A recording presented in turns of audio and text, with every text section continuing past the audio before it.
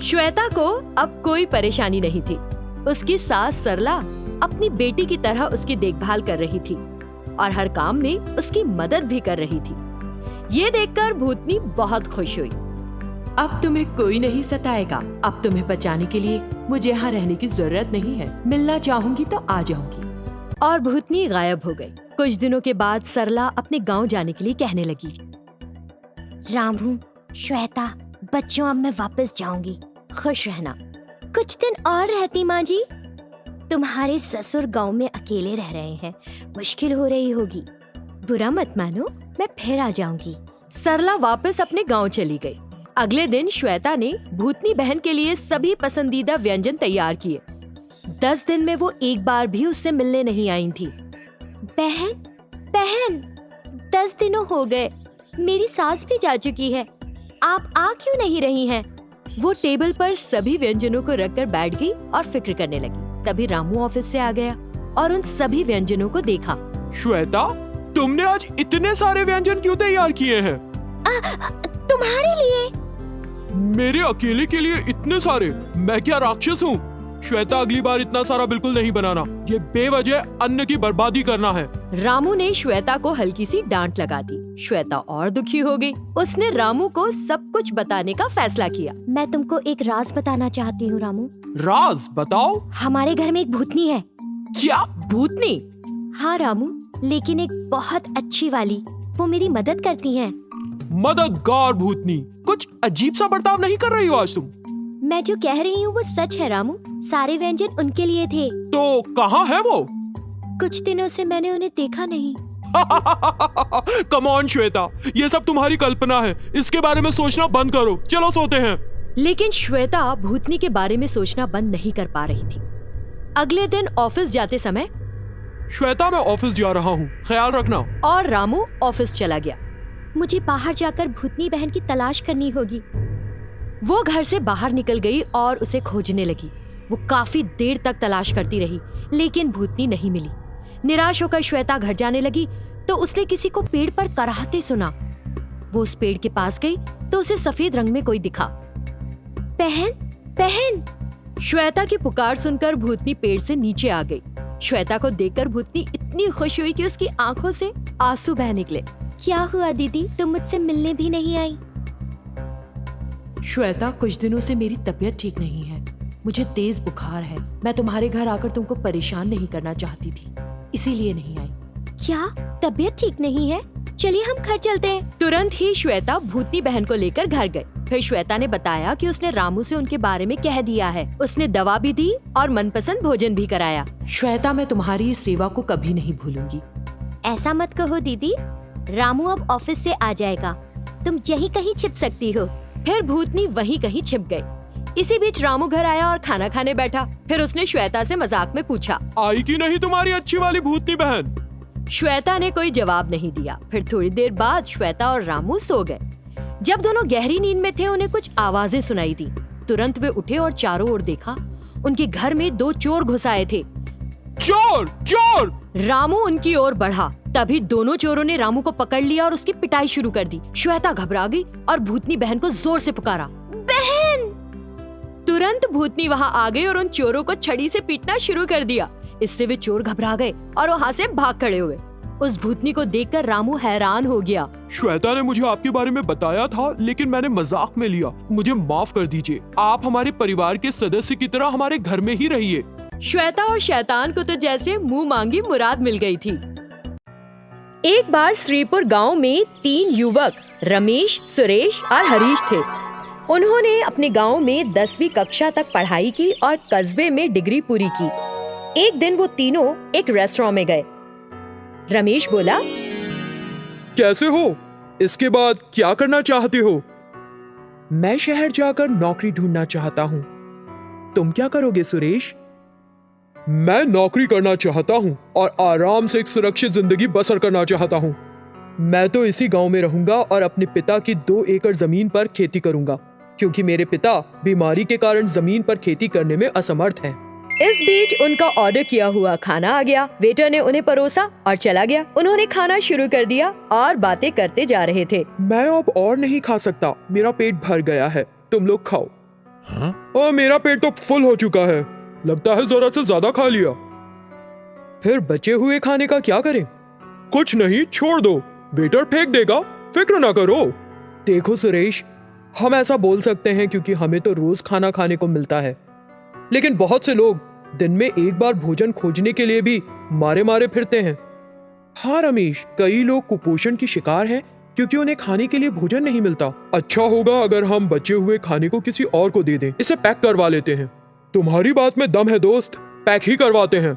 और उन्होंने बचा हुआ खाना पैक किया और उसे सड़क के किनारे बैठी एक बूढ़ी औरत को दे दिया। रास्ते में रमेश ने कहा, इसी तरह क्या ये अच्छा नहीं होगा अगर हमारे जैसे खाने के बाद खाना छोड़ने वाले ग्राहक अपना भोजन ऐसे लोगों को दे दे जिन्हें खाने के लिए एक एक दाने के लिए संघर्ष करना पड़ता है? हरीश और सुरेश ने कहा, तुमने जो कहा वो सच है। कुछ दिनों के बाद हरीश और सुरेश नौकरी खोजने के लिए शहर चले गए, लेकिन रमेश ने गांव में अपने पिता की जमीन पर खेती शुरू कर दी। 5 साल बाद वो शहर में हरीश और सुरेश से मिलने गया। शहर पहुंचते ही रमेश को लंबे सफर की वजह से भूख लगी तो वो एक रेस्टोरेंट में गया। मेन्यू में पकवानों की कीमत को देखते हुए वो बिना खाए ही बाहर आ गया। जब वो सड़क पर चल रहा था तो उसने पाया कि लोगों का एक समूह एक जगह पर इकट्ठा है। इतने सारे लोग इकट्ठा हैं क्यों? ये एक फूड ट्रक है सर। वे खाने के बाद कई लोगों से बचा हुआ भोजन एकत्र करते हैं। उस फूड ट्रक को देखकर रमेश बहुत खुश हुआ और उसे अपने दोस्तों के साथ चर्चा किए हुए फूड ट्रक का आइडिया याद आया। जब वो उन लोगों के साथ उस फूड ट्रक में खाना खाकर सड़क के किनारे टहल रहा था, तभी हरीश ने कार से रमेश को देखा। अरे सुरेश, वो जा रहा आदमी हमारे रमेश जैसा दिखता है। हाँ, वो हमारा सुरेश ही है, कार उस तरफ ले लो। हरीश ने कार घुमाई और रमेश के पास जाकर रुक गया। गाड़ी में हरीश और सुरेश को देखकर रमेश बोला, हरीश, सुरेश, मैं तुमसे ही मिलने शहर आया हूँ। ओह, तो तुमने हमें पहले बताया क्यों नहीं, फोन क्यों नहीं किया? मैंने सोचा कि सरप्राइज दूंगा। What A pleasant surprise. रास्ते में रमेश ने कहा, याद है हम एक बार एक रेस्टोरेंट में गए थे और बचे हुए भोजन को एक बूढ़ी महिला को दिया था। आज मुझे एक फूड ट्रक दिखा जिसके माध्यम से लोग बचा भोजन भूखे लोगों को खिला रहे थे। और वे घर पहुंच गए। वहाँ पर रमेश को एक फूड ट्रक दिखा। अरे ये ट्रक यहाँ? तो क्या वो तुम दोनों ही हो जो इस फूड ट्रक का इंतजाम करते हो? और खुशी से उसकी आंखें भर आईं। हाँ रमेश, उस दिन तुमने जो कहा था वो हम भूल नहीं पाए। हमने इन 5 सालों में बहुत कमाया। हमने इन फूड ट्रक्स को उन्हीं पैसों से खरीदा है और ये इंतजाम किया है। अगर किसी के यहाँ खाना बचता है तो इन ट्रक्स को वो लोग कॉल करते हैं। देखो, तुम्हारा ये नोबल आइडिया कितने लोगों की भूख को संतुष्ट कर रहा है। रमेश ने फौरन हरीश और सुरेश को कसकर गले लगा लिया। सरकार ने हरीश और सुरेश की प्रशंसा की और उन्हें सर्वश्रेष्ठ सेवा पुरस्कार से सम्मानित किया। कुछ कदम अकेले चलकर दिखाओ, अपने आप अच्छे काम में लोग 7 कदम मिलाते हैं। एक बार एक अविवाहित नौजवान नरेंद्र नया हैदराबाद आया। जब वो घर तलाश कर रहा था, उसे एक छोटा सा घर मिला। वो उस घर में गया और सोचने लगा, हे भगवान, कितना मुश्किल है एक अविवाहित के लिए घर ढूंढना इस बड़े शहर में। कम से कम मुझे ये छोटा सा घर तो मिला। ये कहकर वो बहुत खुश हुआ। उस रात जब खुशी खुशी नरेंद्र सो रहा था, एक शैतान वहाँ आई और सोचने लगी, वाह, ये लड़का तो बड़ा हैंडसम है। आज के बाद से यही मेरा प्रेमी होगा। शैतान फिर उसके पास आके जगाने लगी। ओए, एक बार उठो ना स्वीटहार्ट, मैं बुला रही हूँ तुम्हें। तुम्हारी खूबसूरत प्रेमिका तुम्हारे पास आई है। मेरे प्रियतम, मेरे तरफ देखो ना, मैं यहाँ हूँ। ये सुनकर नरेंद्र अचानक से जग गया और शैतान को सामने देखकर चौंक गया। नहीं नहीं नहीं, शैतान नहीं, मैंने कुछ नहीं किया, माफ कर दो। अरे अरे लड़के, मैंने क्या किया तुम्हारे साथ? इस तरह क्यों चिल्ला रहे हो? मैं तुम्हें तकलीफ नहीं पहुंचाऊंगी, बस मेरी बात तो सुनो। ठीक है, बताओ। जैसे ही मैंने तुम्हें देखा तुम मुझे पसंद आ गए। मैं तुमसे शादी करना चाहती हूँ। प्यार का इजहार करने वाली कविता तो नहीं याद है मुझे। तुम सोचो, मेरी शब्दी कविता है। तुम्हारी प्रेमिका शैतान, क्या तुम मुझे पसंद करते हो? अरे बाप रे, अगर मैंने कहा कि मैं उसे पसंद नहीं करता हूँ, फिर ये शैतान मुझे मार के खा ही जाएगी। डर के मारे उसने हाँ बोल दिया। ये सुनकर शैतान काफी खुश हो गई और शर्मा के चली गई। मैं बहुत खुश हो रहा था कि बहुत ढूंढने के बाद मुझे ये घर मिला। क्यों मुझे उन लोगों ने ये भूतिया बंगला दिया पता नहीं। अगर मैं ये घर छोड़ के चला जाऊं फिर बाहर मुझे कोई दूसरा घर नहीं मिलेगा। मैं भगवान पे अब सब छोड़ रहा हूँ। यही सोचते सोचते वो सो गया। दूसरे दिन शैतान ने नरेंद्र के लिए खाना पकाया उसके नींद से जगने से पहले ही। फिर नरेंद्र जैसे ही नींद से जगा, शैतान बोली, मेरे प्रियतम, स्वीट हार्ट, जागो, जाके ब्रश कर लो, मैंने तुम्हारे लिए उपमा बनाया है। नरेंद्र डर के मारे ब्रश करके उपमा भी खा लिया, जो कि बहुत स्वादिष्ट था। उपमा बहुत स्वादिष्ट था। ये सुनकर शैतान शर्मा गई और वहाँ से चली गई। उपमा खाने के बाद नरेंद्र बाहर चला गया। वो घर वापस आया रात में। शैतान उस घर में बैठ के रो रही थी। क्या हुआ? तुम रो क्यों रही हो?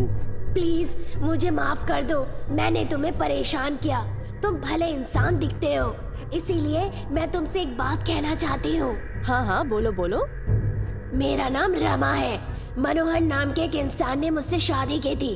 पहले हमने एक दूसरे से प्यार किया, फिर शादी की। हम इस घर पे भाड़े पे रहते थे, पर मोहन एक अच्छा इंसान नहीं था। वो मुझे छोड़ के कहीं चला गया। इस वजह से मैं परेशान होकर आत्महत्या कर ली। फिर मैं शैतान बन गई और ऐसे ही घूमने लगी, पर मैंने किसी को तकलीफ नहीं पहुंचाई कभी।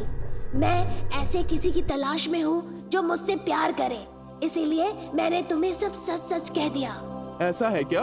तुम चिंता मत करो, मैं तुम्हारे साथ हूँ। चलो हम साथ में रहते हैं। फिर वो शैतान बहुत खुश हो गई। उसके बाद से नरेंद्र और वो शैतान उसी घर में खुशी खुशी रहने लगे।